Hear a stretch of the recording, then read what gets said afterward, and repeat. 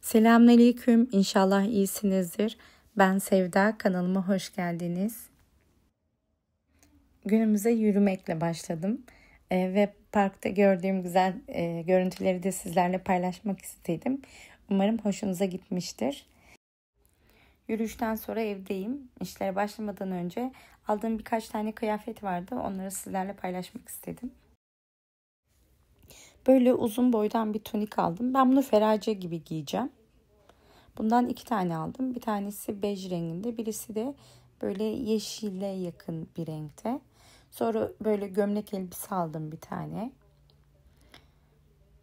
Bunu da çok beğenerek aldım. Hatta bir arkadaşım bunun aynısından 3 tane sipariş etti, aldı yani. Sonra böyle bir alt üst takım aldım. Altında bol paça pantolonu ve üzerinde gömleği var. Kıyafetleri yıkadığım için buruşuklar şu anda. Bunların ikisini beraber giymem büyük bir ihtimal ben. Farklı farklı giyer ve kombinlerim. Daha sonra yine böyle bir uzun tunik aldım. Bunu da evde giymek için.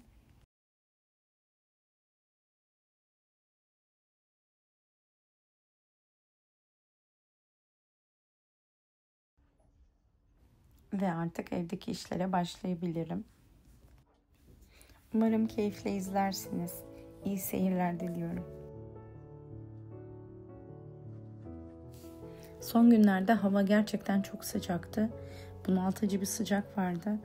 Gerçekten nefes almakta insanlar zorlanıyorlardı. Elhamdülillah bugünlerde hava biraz daha iyi. Sıcaklık derecesi düştü. Ama yarından sonra tekrar artacağı söyleniyor. İnsanoğlu gerçekten nankör. Ne çok sıcağa geliyor, ne çok soğuğa geliyor. İkisinin ortasını bile beğenmeyen var yani. Rabbim bizi şükredenlerden eylesin. Her halimize şükürler olsun. Ama tabii ki bu zamanlarda çocuklara ve yaşlara gerçekten dikkat etmemiz gerekiyor. Bol bol su tüketmek hepimizin sağlığı için iyi olacaktır. Tatile gidenler çoğu gitti. İnşallah Allah nasip ederse biz de Temmuz ayının sonunda inşallah ülkemizi ziyarete geleceğiz. Rabbim nasip etsin inşallah. Direkt İstanbul'dan sonra annem memlekette. Annemi ziyarete gideceğim inşallah memlekete. Birkaç gün de orada kalacağız. Ondan sonra geze geze böyle İstanbul'a tekrar geleceğiz. Bu sene tatilimiz kısa sürecek. Ağustos'un 20-25'i gibi de Allah nasip ederse tekrar geri döneceğiz. Eylül'ün ilk haftası zaten okullar açılacak. Alışveriş, çocukların defteri kitabı falan derken zaten son haftada onunla geçecek. Bakalım zaman bize neler gösterecek. Şu anda planlar bu şekilde. Kul plan yaparmış, kader de ona gülermiş. Onun misali kaderimizde ne varsa onu yaşayacağız tabii. Ama biz tabii ki yine de ufak ufak plan yapıyoruz.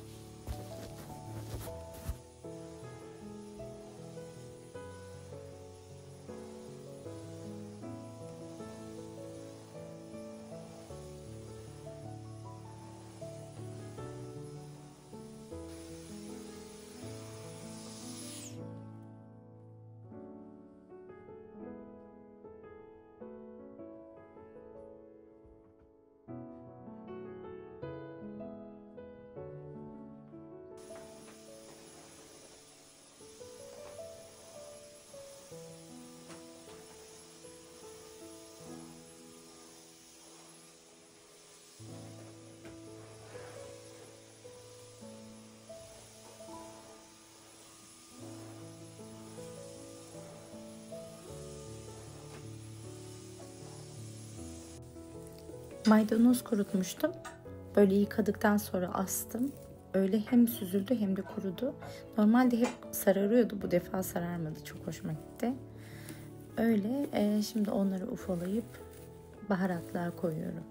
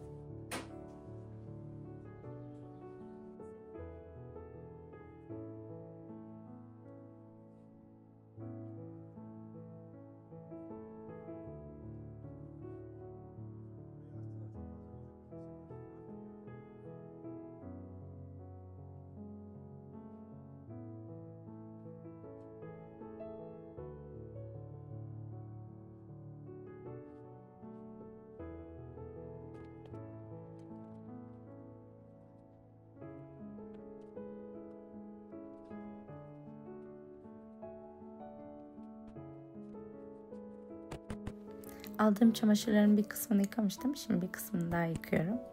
Hani başta yıkadım dediğim yanlış anlaşılmasın lütfen. O gün 3 posta çamaşır yıkamıştım. Hava çok sıcak olduğu için hemen kurudular elhamdülillah.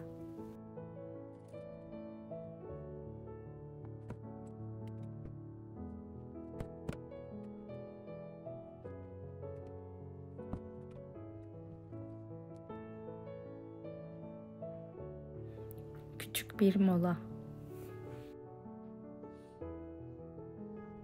Daha sonra yeni ev için seramik bakmaya gittik bir mağazaya.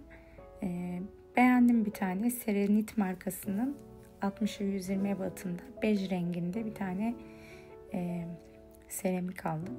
Salonun, mutfağın ve koridorun yerlerini o seramikle döşemeyi düşünüyorum inşallah.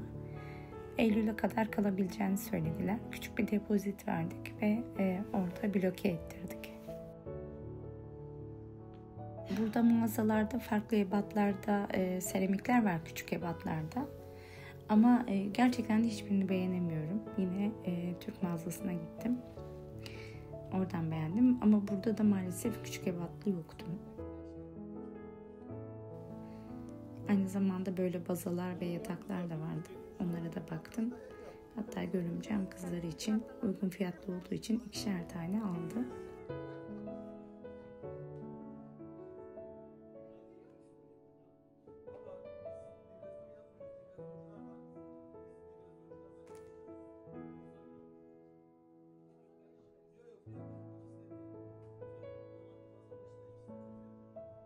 Bugünümüz de böyle geçti. İzlediğiniz için çok çok teşekkür ederim.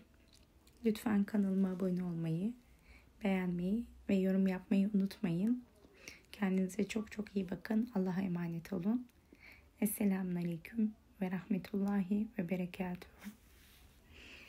Videonun sonundaki minik kedileri de izlemeyi lütfen unutmayın.